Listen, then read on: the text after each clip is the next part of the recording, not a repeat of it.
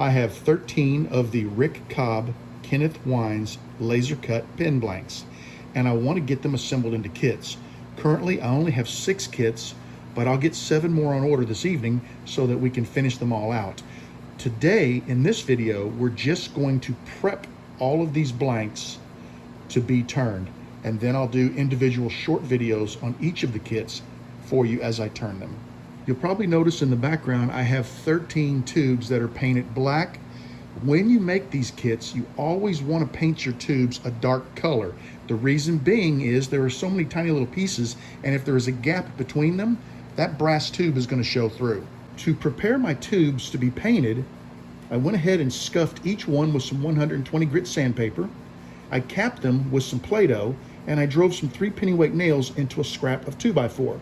This made it very easy for me to shoot my black paint onto the tubes. I allowed the paint to dry overnight, so we are ready to go ahead and glue these tubes into our blanks. We don't need to do any further preparation to our tubes. The epoxy will stick just fine to the black paint, and we should be able to glue them up no issue. I am, however, going to punch the Play-Doh plug out of each of the blanks and put a new plug in before putting epoxy onto the tubes, only because I don't know, with the Play-Doh having a coating of paint over it, how the epoxy will react and if it will become difficult to remove at a later time. We'll use a punch to press the Play-Doh plug out of the tube and a bottle brush to clean any remaining Play-Doh residue from the inside of the tube. Now we're ready to recap each tube in preparation for glue up. I just take a little lump of Play-Doh, kind of squish it out in my fingers, and that tube is capped and ready for glue. There are many other ways to plug the tubes. I prefer the Play-Doh method because it's extremely cheap.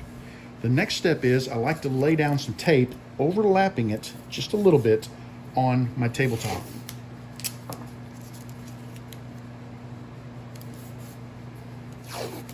Once I have 3 pieces of tape overlapping, I come back and put a piece of tape over each of the seams.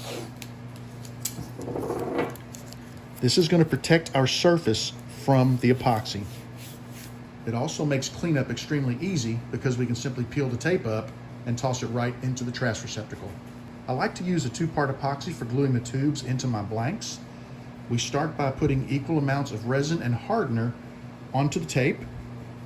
We're going to mix it up.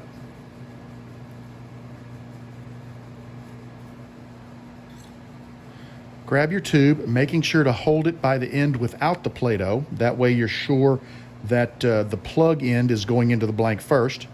And we're going to liberally smear epoxy all over our tube.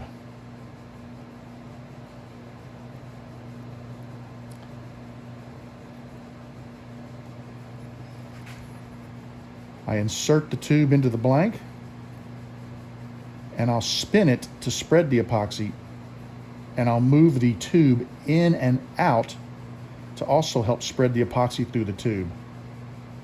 When I get down close to the end, I like to take and scrape the excess epoxy off of the tube, or the edge of the blank. Then we'll spread just a little bit more onto the end of our tube. And with a clean matchstick, I'll press it the rest of the way, well, almost the rest of the way into the blank. We want to get this excess off once again. We don't want that glob of epoxy rolling over and getting inside of our tube. Now what I'm doing is checking to make sure that my tube is centered in the blank. Looks like it could move down just a hair. Once the tube is centered, I always keep a little cardboard on hand, and I lay my blanks on the cardboard to dry overnight. Now, don't worry if your blank sticks to the cardboard and pulls a little bit of the cardboard up with the blank. Basically, that will turn away as you're turning your blank. The cardboard is just to protect any surfaces you might have from the epoxy resin. The first 2 blanks that I glued up are relatively straightforward. Occasionally you'll get one of these laser cut blanks that has a dowel in the center of it, and it's going to come with a little bag of rubber bands. What you want to do is place those rubber bands around your tube or your pin blank from end to end. They don't have to be perfectly spaced, but use all of them. There's no sense in wasting them because we're trying to hold this blank together as we remove the dowel from the center and replace it with our pin tube.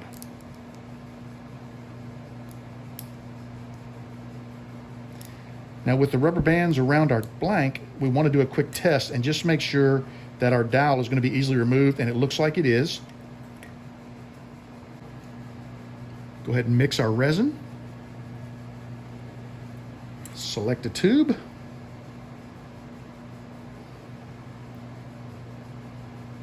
And do not worry if you get any of this epoxy on the outside of your blank.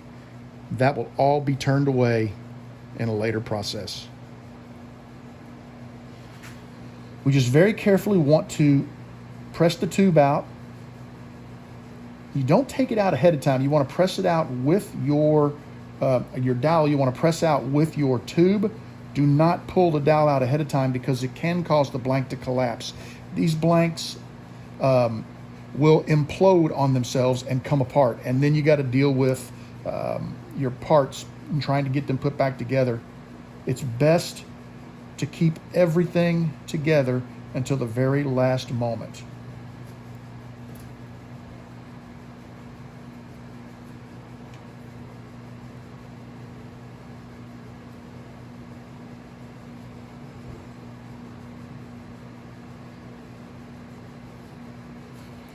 We've centered our tube. Let's set our blank aside to dry. You have seen me assemble both the standard style blanks as well as the blanks with the dowel down the center. The thing to remember with the doweled blanks is the pieces are cut at an angle. If you remove that dowel, the pieces are going to fall into the middle and come apart.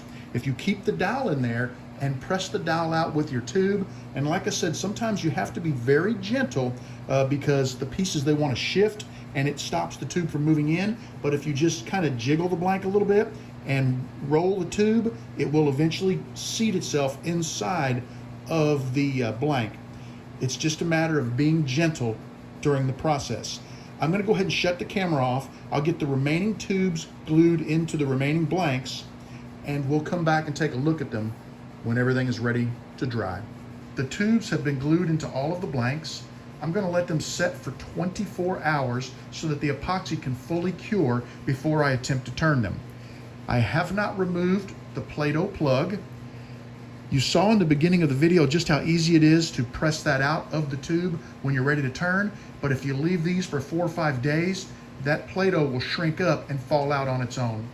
Once the epoxy is fully cured, we'll come back and square the ends of our blank to the tubes, and then we'll soak all of the blanks in CA to lock the pieces not only to the tube, but to one another to help increase the chances of success for turning. With the puzzle blank or any of the really intricate blanks, I do take an extra step. You'll notice I have some cardboard on my table to protect it.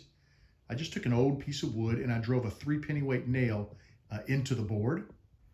And on that nail, I simply hang the blank. Now you could do this step on your lathe if you want. The reason why I elected not to do it on the lathe and to use a scrap piece of wood is because I'm going to flood this with thin CA, and I am not going to use an activator. I'm going to let it dry naturally. And what I'm doing is that CA is going to get down between all of these little puzzle pieces, and it's going to seal them, not only better seal them to the tube, but it's going to seal them to one another to make sure they hold together. If you do not do this, when you take this blank to your sander to square it, or use your barrel trimmer to square the blank, it's going to rip these little pieces right off. They're just going to splinter and come right off the blank. So the CA will protect that.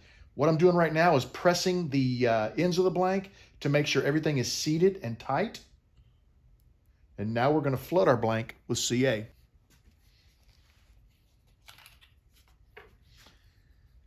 Just put a liberal amount on there. Let it run down over the blank. We don't worry about it dripping on the table. That's why we have the cardboard there.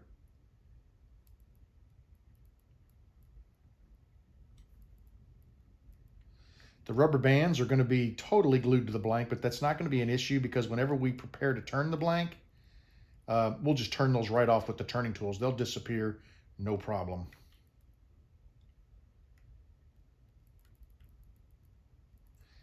And be careful down here at the end because you don't want to glue the blank to your scrap board. At this point, my blank is sufficiently flooded with CA. I'm periodically going to rotate it. I'm just using a little ice pick style tool right here. And the reason why is that CA is going to run down the blank. It's going to pool at the bottom and drip off until it starts to tack up.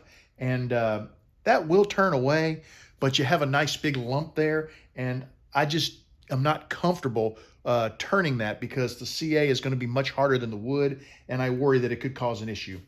The epoxy has had over 24 hours to dry, and the next step is to square the blank to the tube.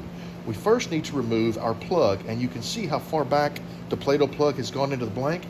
That's because as Play-Doh dries, it shrinks. If not, all we would have to do is put the blank onto our punch and press, and the plug would pop right out.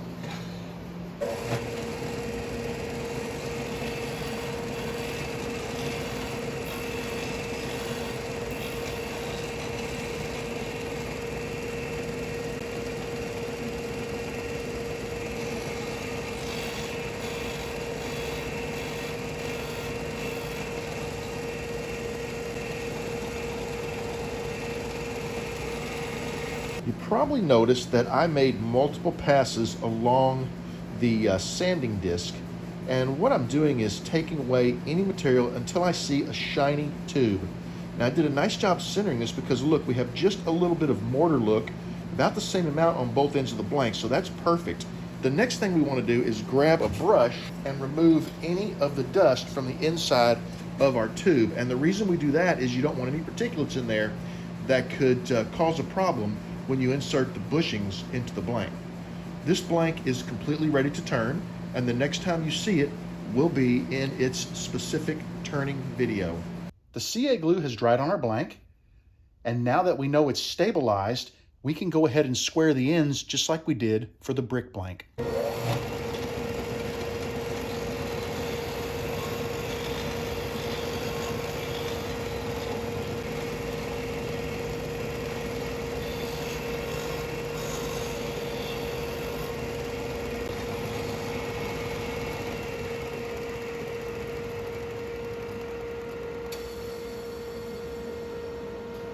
Guys, I really hope that you find this video useful.